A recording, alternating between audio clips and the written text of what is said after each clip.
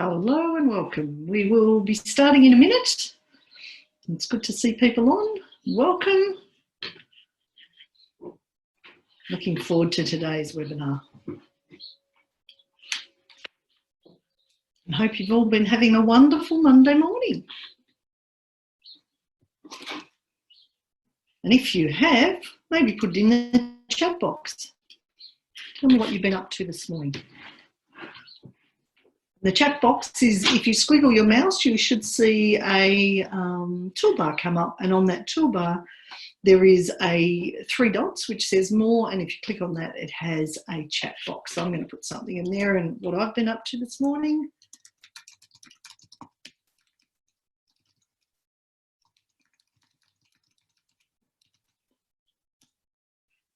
I had a meeting with my team and I've been chatting with my friends and getting ready for this morning's or today's webinar.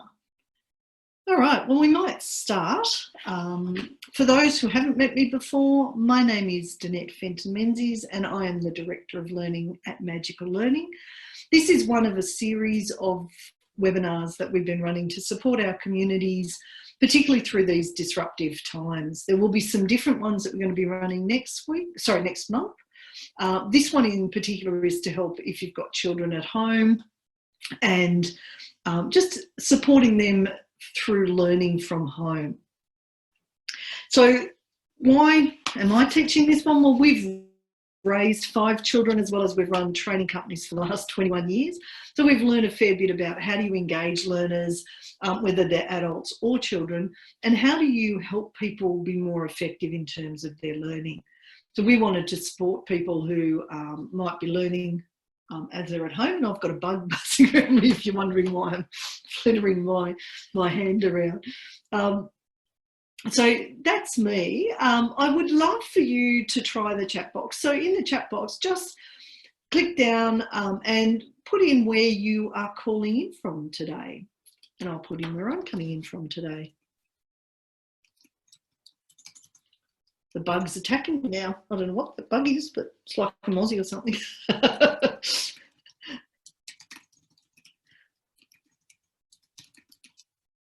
Oh, beautiful, Rebecca. Welcome. And I'm coming from our farmhouse near Gundagai, where it is also sunny after a morning of fog. Second fog of the year. Always happens around Anzac Day, doesn't it? Graham's welcoming everyone as well. Beautiful. Excellent. Thank you, everyone. Okay, and we're also going Facebook Live today, so there will be people coming in from that. Jez is coming in from Melbourne as well. So, oh, how beautiful. All right, well, let's get started. What are we going to be covering during this next, it'll be about 50 minutes. I'll try to sort of finish it about 5 minutes early because I know people usually have meetings booked on the hour. So we're going to be looking at the latest brain science around learning. So how can we support our children to learn better? And also understanding the different ways that we all learn. And looking at why breaks are really important for learning. This is both for children, but it is also for us as adults. And then what are some simple tools that you can put in place that will help you to support your children to learn more effectively? I love quotes. So this one is, curiosity about life in all its aspects, I think, is still the secret of great creative people. And I suppose one of the things that's happening through this disruption is it is forcing a lot of us to be a bit more creative and a bit more adaptive. So if we can teach these skills to our children, it's a beautiful way of setting them up to be successful in the future. And by successful, I mean that they utilise their talents in a way that allows them to enjoy their life and navigate their life in a really positive way. So I'd love to hear from you in terms of what are some of the challenges that you might be experiencing at the moment supporting your children from learning from home. So in the chat box, if you've got any challenges, I'd love for you to share them. And some of the ones, because we've run this, I think this is the second time we've run this one. On the first one, a lot of parents talked about distractions, trying to balance their work-life or life-work, as it now is, and just how do you help your children learn, particularly if you've got multiple children who might learn differently as well. So they were some of the things that certainly others had asked us to help address. If there's any others, feel free to use the chat box. Thank you, Rebecca. Keeping them motivated and on task. Yes, we'll definitely cover that one. And, you know, depending on your child's age or your children's age, they'll have different attention spans too. So what might keep one motivated may not keep another child motivated in the household. And the attention span of one can often be quite different from the next child. And that means we've sort of got to, you know, balance what we're doing, and often we're working from home as well, and try and juggle multiple people, little people, bigger people, they could be teenagers, learning as well. So we'll talk through that. Thank you. Let's talk about the brain science, particularly around kids and learning. And in a lot of ways, this is us as adults as well. So one of the things we know is that we as adults are the leaders of our tribe, and our tribe is our family. And so what we know is when we as parents are calm, and you'll notice I'll do this with my hand quite a lot, this means coming back to centre and nice and calm. When we are calm, that is infectious, and it goes to our children as well. If we're a little bit stressed, they pick up on that without us saying. What that does, if we're stressed, is it puts them in the fight or flight or the survival mechanism, which makes it more difficult for them to learn. So if you've got a child that is a little bit anxious and all of a sudden you're a little bit stressed, that's going to make it harder for them to be able to study and learn than if you're nice and calm. So we as parents, as carers, need to check in on ourselves before we sit down with our children or before we talk to our children. And often that is quite difficult because we're trying to juggle a number of things. That's why for us, you know, going for a walk early in the morning or a bit of meditation or just some you time can really help you get back to that centered. Because the moment you change your emotions and you become a bit stressed, your children will pick that up and they will act out. And it will mean they won't be able to concentrate as well. What we feed our children is really important. What we know is if we give children food that has lots of sugar, their energy will go up like this for a little while, but then they'll come crashing down. And when they come crashing down, they will be irritable and they won't be able to concentrate particularly well. So a little bit later on, we're going to share some suggestions around food that will help the kids keep their blood sugar fairly stable throughout the day, as opposed to getting those sugar highs and sugar lows. The other thing I will say about sugar is we now know that the countries with the highest depression rate are also those that have the highest sugar consumption. So they are now making that link, because what sugar does is it moves the brain, puts the resources more in the fight or flight, the survival mechanism. So for kids, even though they'll want those snacky sugary foods while they're trying to learn, it's going to work against their brain, which is not a good thing. And because our body has so much liquid, we need to make sure that our kids are hydrated very regularly. So I'll show you here, glass of water at least once an hour will help them keep their brain working really to its maximum capability. We also know, and there's a fabulous book called Spark by Dr. John Ratey, and he did a study and done a number of studies around movement, particularly exercise, and kids' ability to learn really well.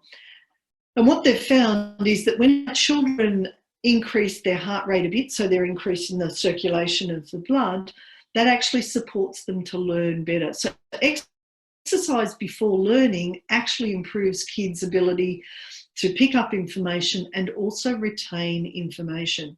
Now, at the end of these slides and in the email we send you after this webinar, there's a whole stack of resources, including that book, Spark. So you'll see links to be able to support you as parents, to be able to support your children. Movement's really important. Throughout the day, when it's break time, doing a stretch break, with your kids, it's good for us, it's also good for the kids. Going for a walk outside if you can is also another beautiful way. Even sit-up challenges, push-up challenges, whatever gets all of us moving helps the blood flow circulate through the brain, which helps kids and adults to learn better. The other thing is, if you can, setting up dedicated learning spaces if possible. So we've learned that kids don't learn as effectively in one space as they do in multiple spaces. So one space could be the kitchen. I know a number of my friends have taken up home economics for their kids and combined it with math through measuring ingredients and stuff like that. So that could be one way of learning some math, as well as a little bit of home economics. So don't be afraid for them to move around spaces in order to be able to learn. The other thing that's really critical for children is that they need a sense of autonomy, and an autonomy means that they have a sense of choice. So if we say to our children, this is what your day is going to look like, they'll push back against us because they have no sense of choice. But if we say to our child, okay, what order of priority would you like to put the lessons that you need to do today? And you give them that sense of being able to pick which lessons they do in which order, allows them to have that sense of autonomy, and they're far more likely to engage in learning. And that starts from a really early age. Even kids that are 18 months, if you say you've got to do that, they'll go, no, and they'll often do tantrums. But if you say, you could do this or this, which would you prefer? Because they get that sense of autonomy, will pick one which will engage them. And we are the ones giving them the choices, so we can give them choices that will support them, I suppose, if that makes sense. The other thing with planning their day, if they're really visual, maybe using colours so that they can put different topics in different colours, so they can look at that. It's fun to use colours if they're a bit of a visual learner, which also gives them that sense of autonomy. The other thing is, all of us have different body clocks. So some of you will have children who get up in the morning really early, they're bright-eyed, bushy-tailed. We want to give them the stuff that's important for them to learn early in the day. Some of you may have perhaps teenagers or kids who have body clocks that are a bit more in the afternoon.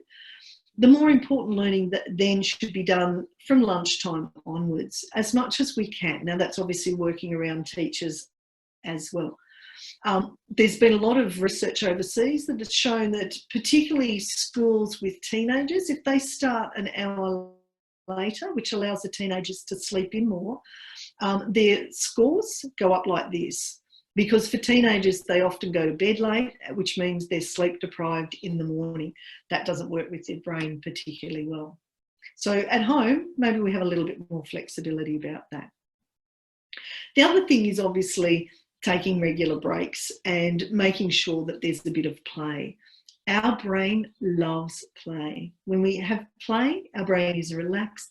It's going to take in information more. So if there's a few giggles while kids are learning, that's not such a bad thing. The old day of sitting still and being quiet doesn't work for most of our kids, and in fact it makes them struggle to learn effectively. So if there's a bit of movement and a bit of fun, they'll get the concept often much faster. Now, one of the things we would say is during learning time, as much as possible, kids don't get on social media. However, platforms like Zoom, Messenger, WhatsApp, etc., where they can see, some of their friends from school, actually will help them learn better. So when it's social, we tend to learn faster because we feel safe. I was talking to my niece who lives in America, and they're not going back to school till September. And one of the things she said that was really sad is that she didn't get to see her friends very much, and she was missing that part of school and learning the most. And I think for all of our kids, that's probably something that, depending on their age, that they're able to express or maybe not so much. So using platforms like Zoom, Skype, etc., can supply that social connection. Social media, not so much, because it's easy to get distracted by other things. So where we can make it visual without all the other content, much, much better. The other thing that's really important for kids, if we want to encourage them to keep learning, is when they get something, celebrate it. Do a party dance or something like that with them. Go, yay, high five, because that puts dopamine and serotonin into their bloodstream, which makes them want to do it again. And who wouldn't want to be celebrated when they've learned something? So there's some really simple things we can do. There's also a list at the end for the Make It Social. There's a number of apps. YouTube even does some aerobic Outs for Kids. So it's YouTube Kids app, which is again in the resources we'll provide later on. The biggest thing I think for you, and this boosts your brain's productivity, but also your kids, and it boosts it by up to 31%, is for you to do this. And if you can't see me, it's smile. When we smile, we're relaxed, our kids relax, they learn better. You know what? If today is not such a great day for you, or tomorrow's not such a great day, if the kids are outside a little bit, or they're just mucking around and not doing all of their learning, that's okay. If you can get back and come back to calm the next day, then we reset, and that's all right. Don't be hard on yourself and don't be hard on your kids. Carol Dweck did a fabulous TED Talk, which we've included at the end. She's also written a book about growth mindset, and the book's called Mindset. And what we know is that the old way of messaging children actually creates a fixed mindset. So if we say to our kids when they do something well, gee, you must be smart, they associate their achievements with their brain, with their IQ. So if they try something and they don't get it, they're very likely to quit it very quickly. But if we message using these two words or these two phrases, they're far more likely to stick with learning, because they understand that their learning actually is linked to their effort. So if a child doesn't get something straight up, we say to them, that's okay, you haven't got this yet.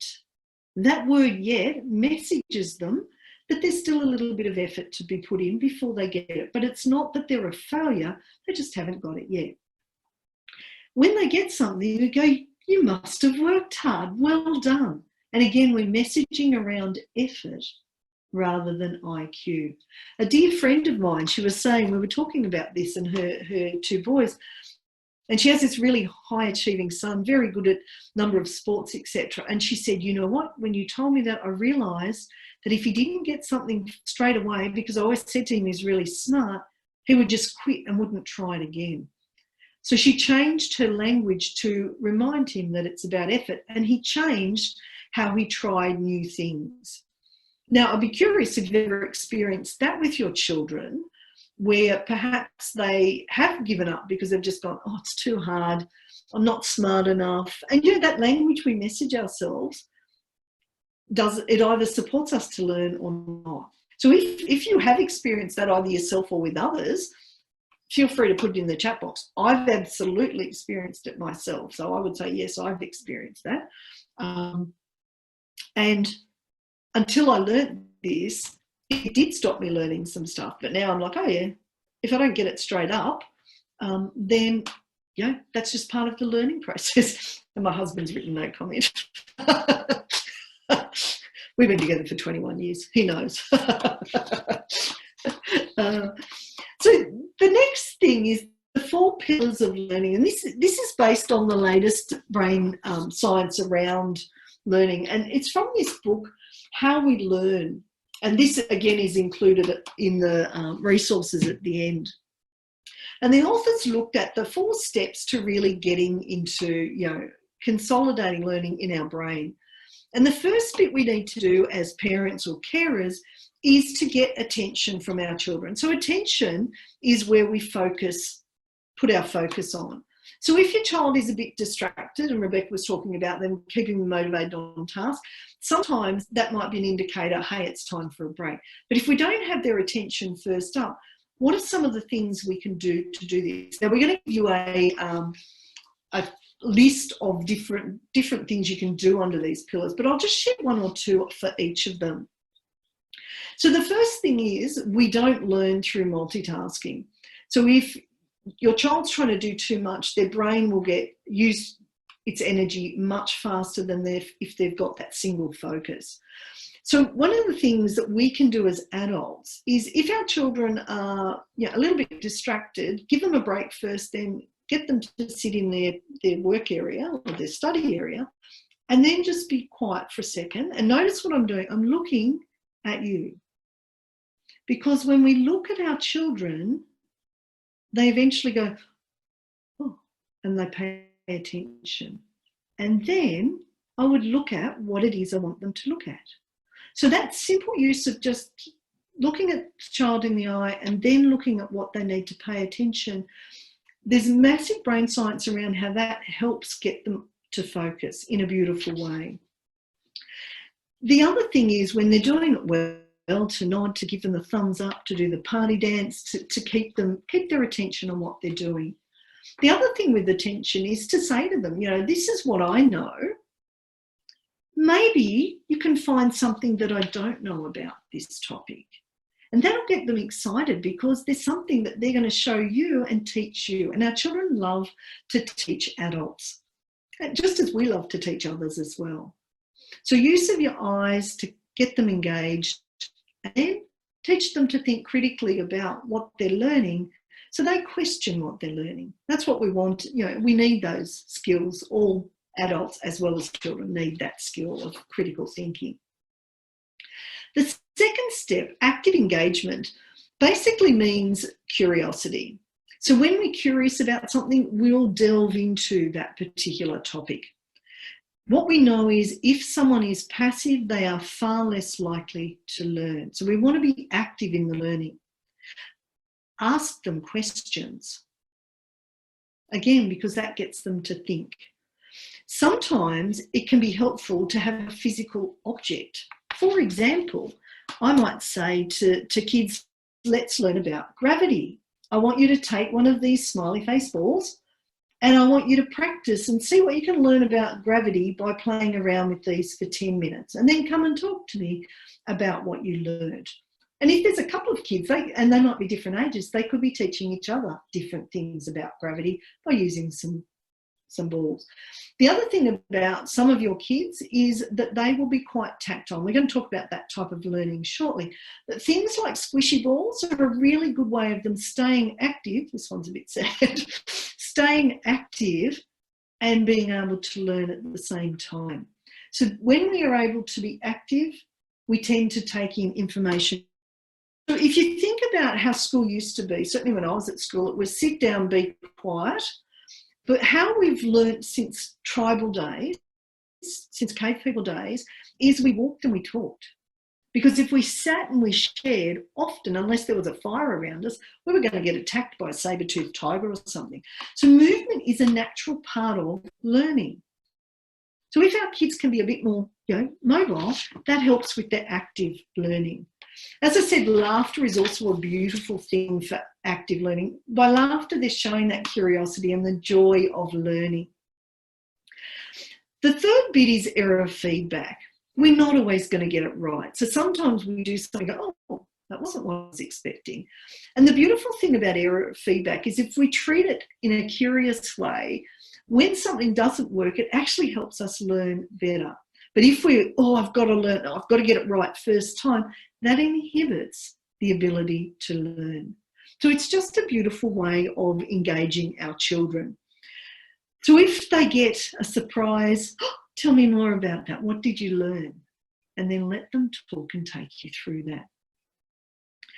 The other thing is, if we space learning out, kids learn better. So if I've got to remember something in, say, a week's time, I should learn or refresh that memory every day or so. But if I need to remember it in 10 months, I might do a little bit this week and then in 2 months come back to that topic for a bit of a refresher. It's called about 20% time, and there's more information on the handout we're going to send you. The last bit about learning is I've given it my attention, I've actively engaged, I've learned through my failures or my errors, and now I want to consolidate it and embed it. We know that practice makes perfect over time. So you no longer have to think perhaps about your times table because you practiced them time and time again. Eventually they got embedded here. So practice does make perfect, but it does take time for that perfection to happen. The big thing we know is that sleep is critical. So when we go to sleep, one of the functions of sleep is it clears out the toxins in our brain, but the other function of sleep is it makes connections that we don't make during the daytime. So it takes one concept and attaches it to another and comes up with a more innovative approach. So for your children, naps during the day if they get a bit tired, certainly breaks, and also sleep will help them embed and consolidate what they are learning. We know that children who cram just before an exam will do okay sort of on the day. But if you ask them what they learnt about that a couple of days later, they won't be able to remember because they've deprived their brain of sleep so it doesn't embed that information and make those connections. So as much as possible with the consolidation phase, work with your child's body clock to support them to learn better. Now, any questions before I move on through that one? We will send you, it's a 2-page giving you some strategies for each of those 4 pillars, and we will send you the name of this book too in case you're interested in learning more. It's certainly a very interesting book around the latest brain science. We don't get anything from it, it's just I found it a really interesting book. All right, doesn't look like you've got any questions, but we'll come back. If you do, just feel free to use the chat box. So one of the things I love, and I learned through my own story, was that we don't all learn the same way. So I'm just going to briefly share my story to explain why this really opened my eyes to, particularly when I became a trainer, as to how important it is to realise that we're not all the same. So when I did my HSC, I sucked at maths. I really sucked at maths. And my parents spent quite a bit of money on a tutor for all of year 12. And that tutor managed to get me 1 extra mark in the HSC. Now, not the tutor's fault at all. What I worked out later on was that I didn't learn the way they were tutoring me. Now, that then went into university. So I enrolled in an economics degree, and my dad's friend said, Danette should do accounting as well because she'll always have a job. So I went, oh, okay, I'll do accounting, despite the fact that I didn't think I was very good at maths. Failed accounting 1. And my dad said, well, you can either quit or you can go back and do it again. So I went back and did it again. Still didn't really understand it. Managed to get through my degree only because I was good at cramming and good under pressure, but didn't really understand it. About 9 months into working for one of the big accounting firms, one day it all clicked in. I went, oh, why didn't they teach it like this? And at the same time, I did an IQ test, which said I've got a high IQ. And one of the things I read exactly at the same time, so it all sort of came together at the right time, was the thing about the fact that we don't all learn the same. And what I realised was at university, the lectures were mostly auditory, so the lecturer spoke at us, just a bit like I'm doing at the moment. And we'd have the occasional overhead slide, it's a long time ago. And because it was accounting, it was lots of logic, but I didn't understand the language, so I really was stuck. Once I got my hands in and I could see other people doing it, I learnt much faster. And what I learnt is that I don't learn the way my first degree was taught. Not my lecturer's fault, it's just how I learn. So I'm very visual. I need to see something done and then I need to do it. So I'm very kinesthetic or tactile. University, however, was auditory and much more logical. And so it just didn't quite work with me because I didn't understand. And I just said to myself, I must be dumb. Now, obviously that language is not empowering for a learner at all. And the beautiful thing is it helped me get a lot of empathy when people struggle with particular topics, because it's not necessarily that they won't get the topics, it's just maybe their way of learning is not working for them. So for you as parents, you will have a preference on how you like to learn things. So I'd love now in the chat box for you to share, what is your preferred way of learning stuff? Is it seeing stuff? Is it listening? Is it doing stuff? Do you like lots of logic around it? Or are you a bit more creative? And you might use a couple of these, but I'd love in the chat box for you to share, what's your best way of learning?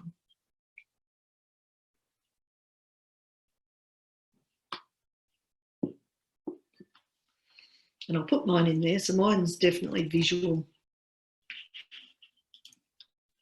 Visual. Can't even spell. And tactile. Beautiful. So Graham said seeing then doing, and he prefers logic and structure, whereas I'm quite similar. I like to see and then do. However, I tend to be a little bit more creative. Beautiful, Rebecca. Thank you. Doing it and sometimes learning from your mistakes. Beautiful. And mistakes are just feedback. Okay, we're going to tweak this a bit. That's beautiful. Thank you so much.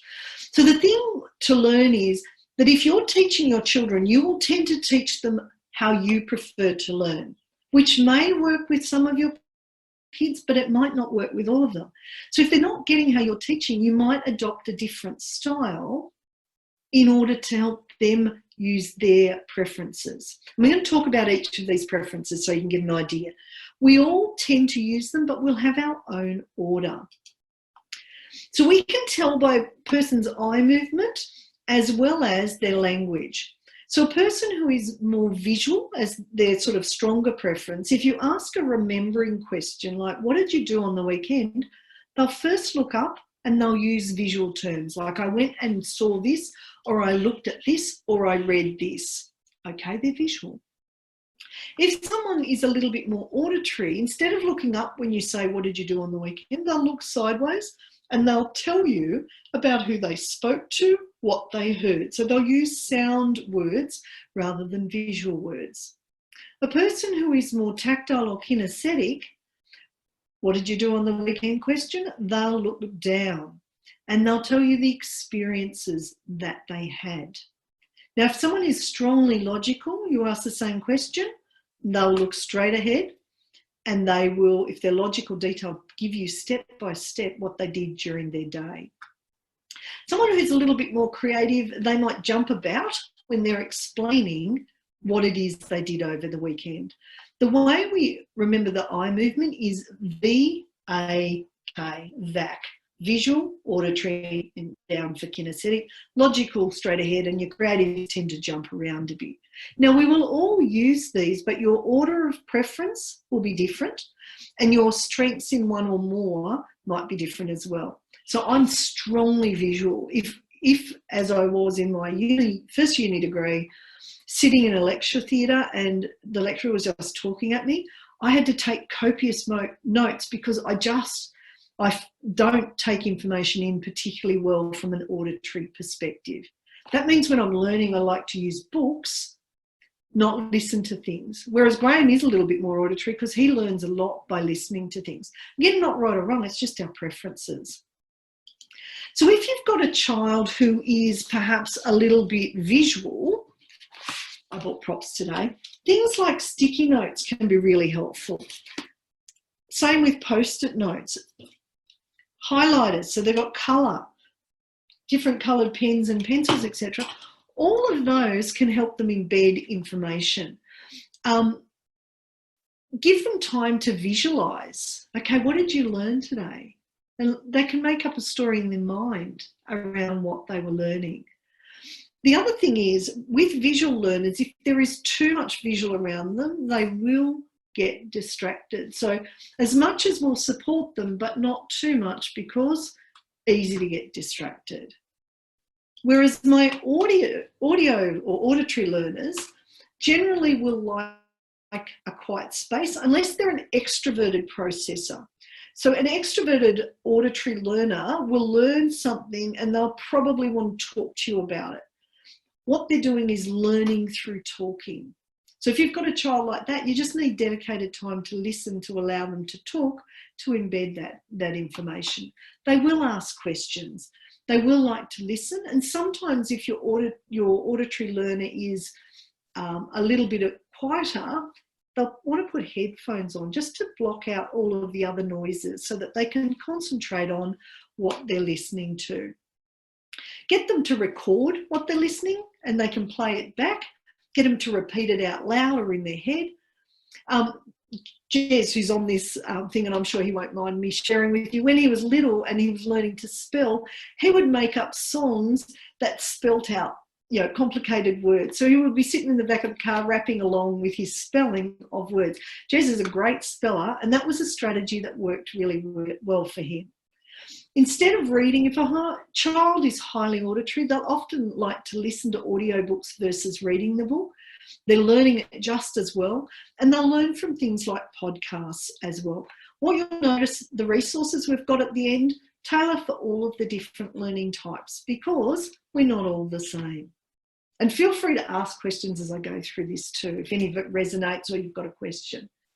My tactile learners are the ones that get in trouble at school. So they fidget, they move, and that's actually because they need to move to learn, which is why giving them a squishy toy, because that allows them to move. It's not making any noise, but they will actually listen better when they're moving than if you tell them to sit still and be quiet. And we say that to a child who is a tactile learner. They will put all of their energy into trying to sit still and stay quiet, and it blocks down their ability to listen.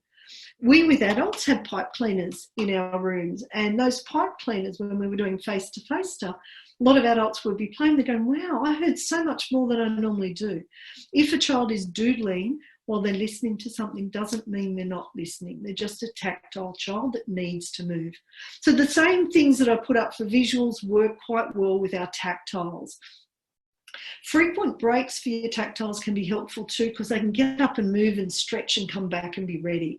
You'll know that a child's attention span's about done when they're looked at, say they've read something 3 times and the brain's just like, that's the brain saying I'm full. Take a quick break, do a bit of movement, they'll come back, they'll take that concept up much faster after a break than before a break. They'll often like experimenting with things, so we can have fun around science and stuff like that with experiments, and art and craft, because again, tactile learners like to do things with their hands. Yeah, and again, we can teach things like measurement really easy. So the last week I've been making a sourdough starter kit, and if I had children at home, which I haven't anymore because they've all grown up, but I've been sharing this with them, every day they would learn to measure more stuff, because with a sourdough, you make the starter and then every day you take some out and you replace it with a different measurement. So it's a really good way of learning some maths there as well. Now, my logical learners will tend to prefer things like flowcharts, dot points, having that logical sequencing. So computers are often really good for logical learners. They'll tend to like things that are more analytical, and they will definitely, if you give them hands-on stuff like Lego, which has a structure, they'll learn from that really well as well. They will like things like stats, graphs, etc. And they will tend to like stuff, if they're highly logical, that is structured and has a goal at the end of that activity. Creative learners are a little bit different. Neither good nor bad, they're just different approaches to learning. So with your logical learners, if you give them 7 dot points and they remember them, they're probably telling you they quite like logic. If they get to dot point 3 and they're going, what was number 1 again? They're probably not so much logical as creative. So my creative learners love mind maps, which look a little bit like a spider center and then legs going off with drawings or words.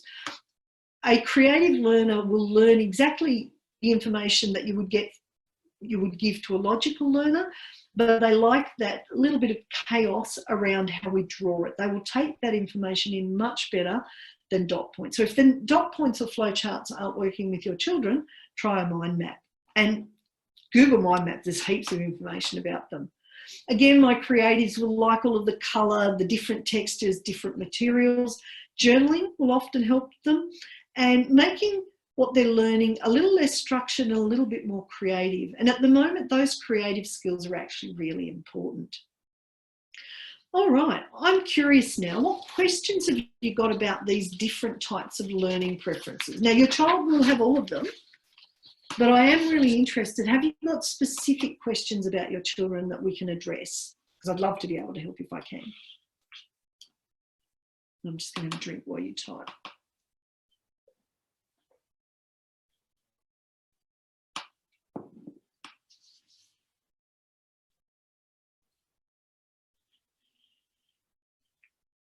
Okay, doesn't look like anyone's got any, but feel free as we go to put it in the chat box if you do. Now, the next one is a question for everyone, and I would love for you to use the chat box. Some of you might know this. What increases our focus by 30%, our creativity by 48%, and our health and well-being by 46%? And it is legal, I will say that, so there's nothing illegal about this thing. Anyone want to have a guess in the chat box what we think that might be?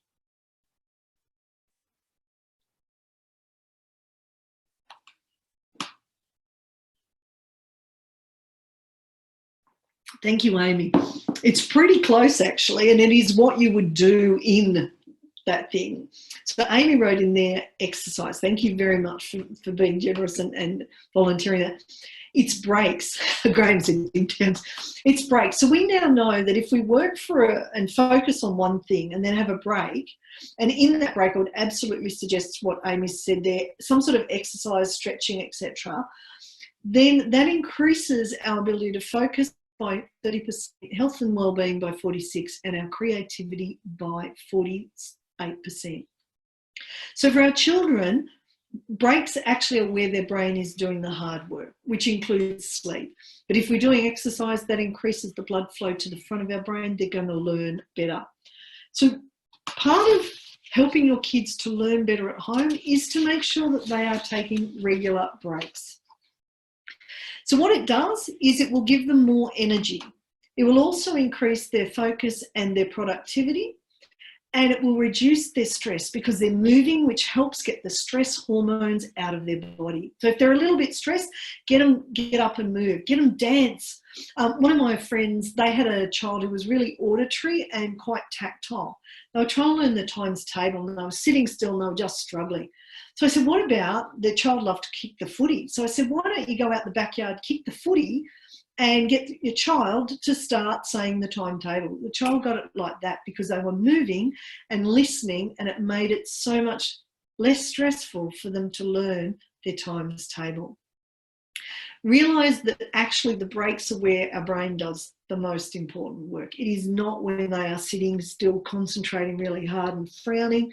That's not where we do the learning. The learning is done in the breaks and in the sleep, because that's when our brain is freed up to file that information and connect that information. So be okay with breaks, days off, etc. It's important. So what are the things we can do? Well, obviously exercise was a great one. Thank you, Amy, for that suggestion. One of my students, she was doing stretches with her child. Every break, that she got up every hour. So she said, notice this, I like props, a proper alarm clock, not her phone, because if we set our phone's alarm, we tend to look at our phone once we pick it up. This is an old-fashioned alarm clock. Set it for every 50 minutes to go off, and that's time to get up and have a stretch break. In that time, you could also meditate, you could do exercise, you could do yoga. In the afternoons, a little nap time. Parents could do that as well. And just getting outside, because nature gives us vitamin D and a whole stack of other things that support learning really well. As I said earlier, limited or no social media during the day. Yes, use the social channels such as Messenger, and by that I mean the video, just using your FaceTime, Zoom, all of those help us connect and help our kids get that social connection, which is really important for their learning. And the food and hydration, which we're going to talk about in a minute. But I'm really curious, what are some of the things that you do with your kids when you have a break?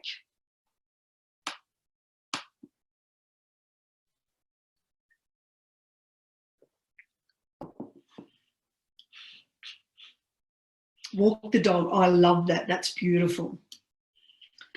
Wish we had a dog. We used to have a dog, but we don't have one at the moment. But that's a beautiful thing.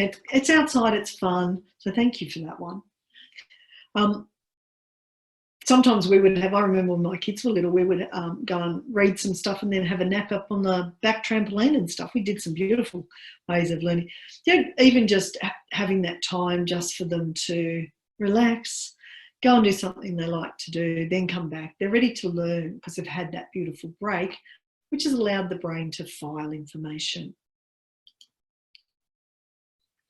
And I really like this quote because it is a reminder that play is often talked about as if it were a relief from serious learning. But for children, play is actually their serious learning. Play is really the work of childhood. And I'd actually say nowadays, it's also the realm for us as adults, because the more we play and have fun, the more relaxed our brain is, the more creative our brain will be, coming up with ideas on how to teach our kids better, but also how we move forward through all of this disruption in a more healthy way rather than a stressed way. So laughter is a really good antidote. Some tools and techniques, and a lot of these we've talked about, I just wanted to sort of emphasise them again. Making sure that if you're teaching your child and they're not getting you, don't get frustrated. Try a different approach in terms of the preferences. Ask them how they learned at school. What was the best classes they learnt in and why?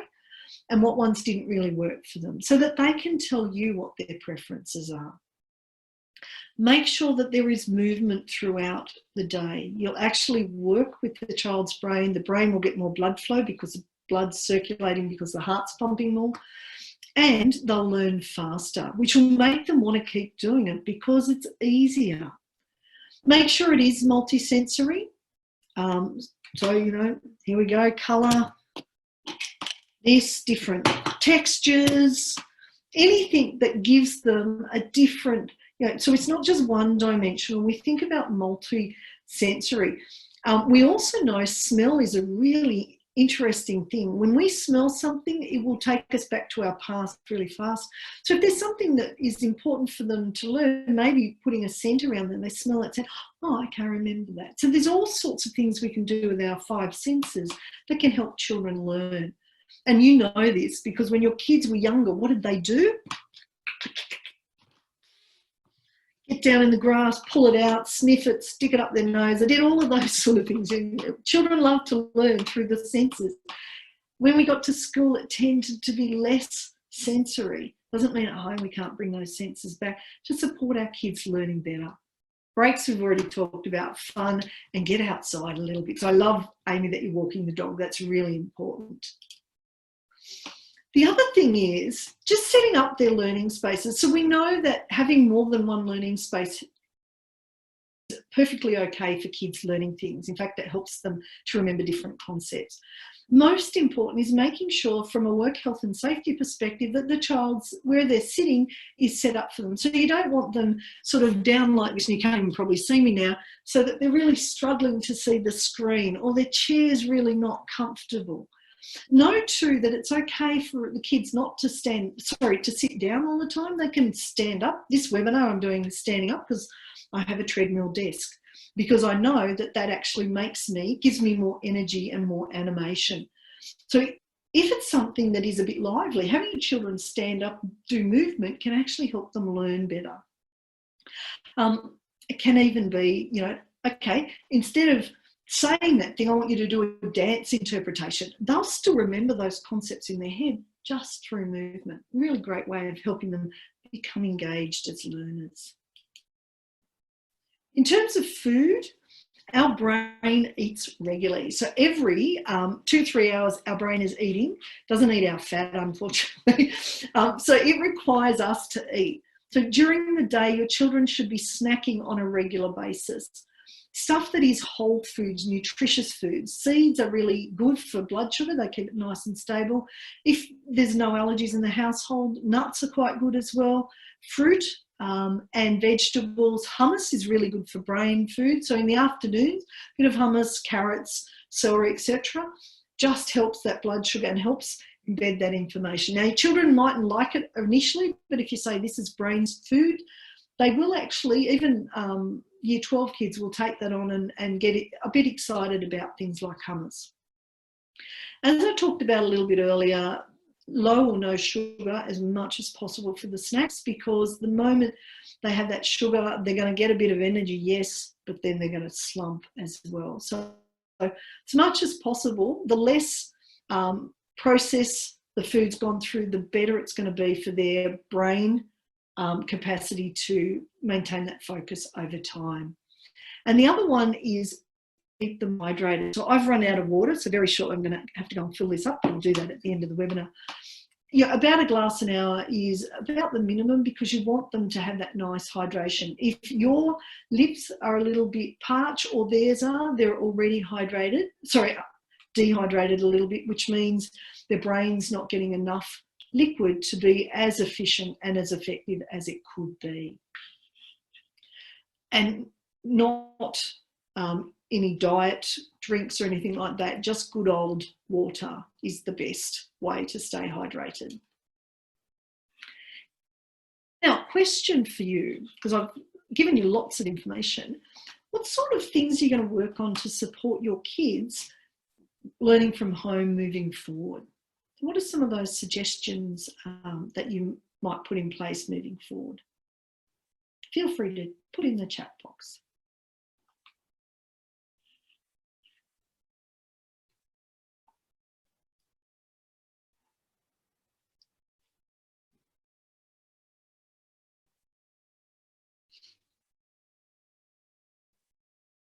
No suggestion. Oh, here we go. Thank you, Amy. Beautiful. You're going to factor in some scheduled breaks. That's awesome. And that'll be good for you too, I suspect. Just having that time to let your brain digest a bit, connect with the kids, and then go forward again. Yeah, beautiful. I love it. Thank you.